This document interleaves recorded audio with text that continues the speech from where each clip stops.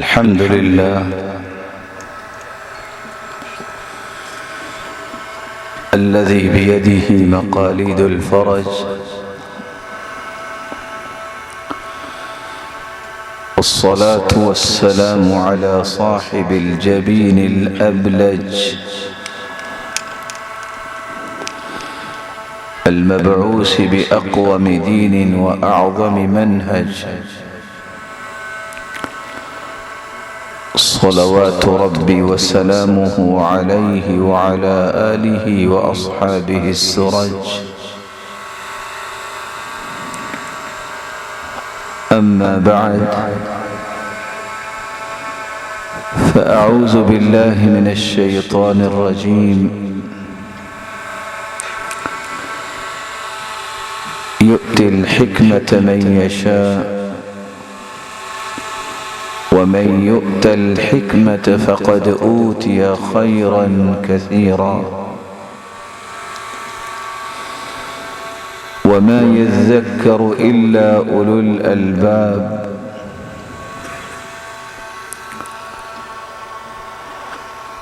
لائق سب تکریم سامعین مکرم،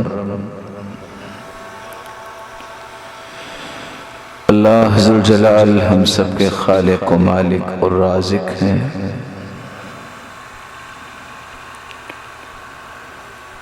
اسی کا ہی فیصلہ ہے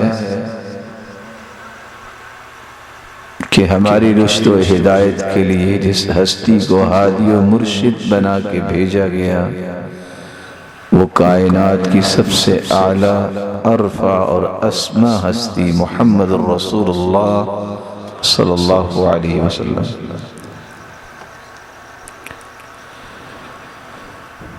اس ہستی نے اپنی قوم و ملت کی تربیت اور تزکیے کے لیے اپنے لیل و نہار کو وقف کیا۔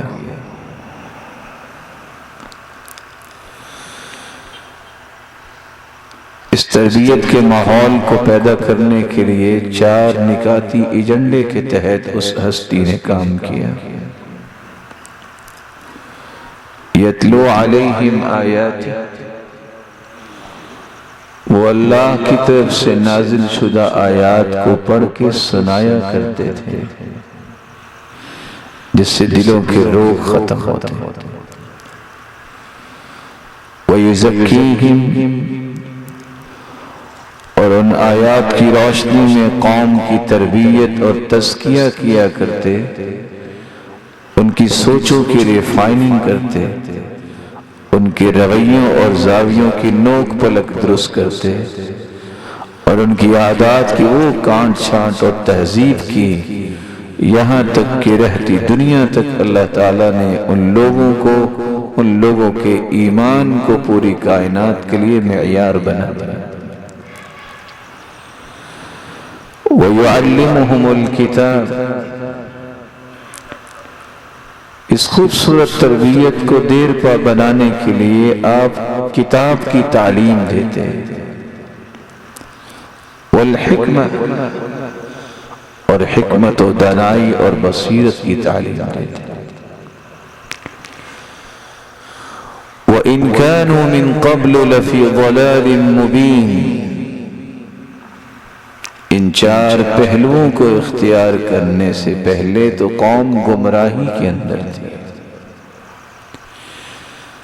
آج بھی اگر کسی کی سچی تمنا ہے کہ قوم کو گمراہی سے بچایا جائے، اسے انہی اصولوں کی طرف رجوع کرنا ہوگا، لوٹنا ہوگا جن اصولوں کی روشنی میں رسول اللہ صلی اللہ علیہ وسلم نے تربیت کی تھی۔ اس 4 نکاتی ایجنڈے کی آخری شق حکمت میں آپ کی خدمت میں پیش کرنے جا رہا ہوں۔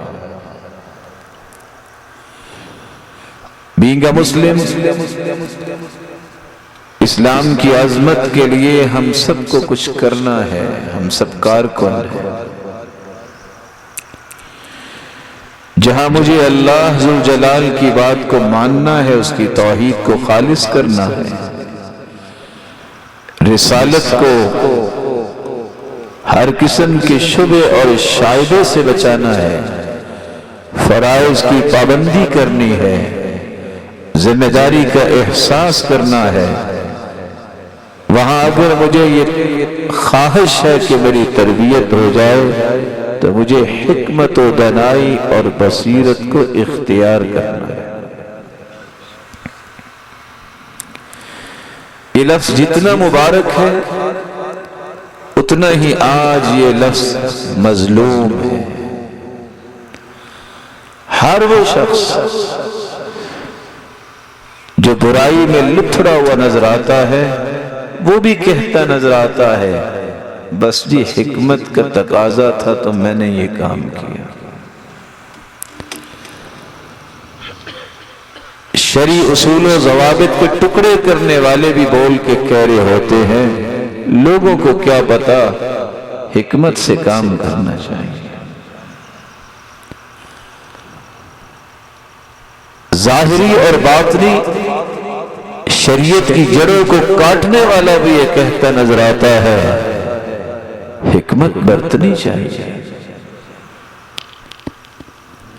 اللہ عز و جلال کی ظاہر باہر نافرمانی کرنے والا بھی اتنا بول کے فارغ ہو جاتا ہے بس جی کچھ تو حکمت کا خیال کرنا پڑتا ہے۔ کیا میری اور آپ کی ذمہ داری نہیں بنتی کہ میں یہ تو سمجھوں کہ حکمت ہے کیا؟ کل کلام وافق الحق فهو حکمہ، ہر وہ بات جو حق کے موافق ہو اسے حکمت کہتے ہیں۔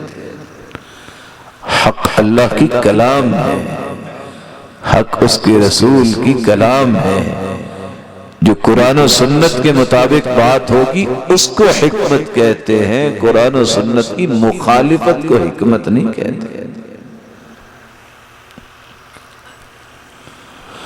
الحکمت ما وعظتک وزجرتک ودعتک الى مکرمہ، بیان کرنے والے بیان کرتے ہیں جرجانی، حکمت اس کو کہتے ہیں جو تمہیں عزت والی چیزوں کی طرف دعوت دے اور تمہیں ہر اس چیز سے روک دے جس سے اللہ کی ناراضگی ہوتی ہے۔ امام ابن القیم رحمت اللہ علیہ فرماتے ہیں فعل ما ينبغي على الوجه الذي ينبغي على الوقت الذي ينبغي، ہر وہ کام جس کو کرنے کا حکم دیا ہے، جس وقت کرنے کا حکم دیا ہے، جس طرح کرنے کا حکم دیا ہے، اگر اسی طرح اسی وقت پہ وہ کام بجا لایا جائے تو یہ حکمت کا کام ہے۔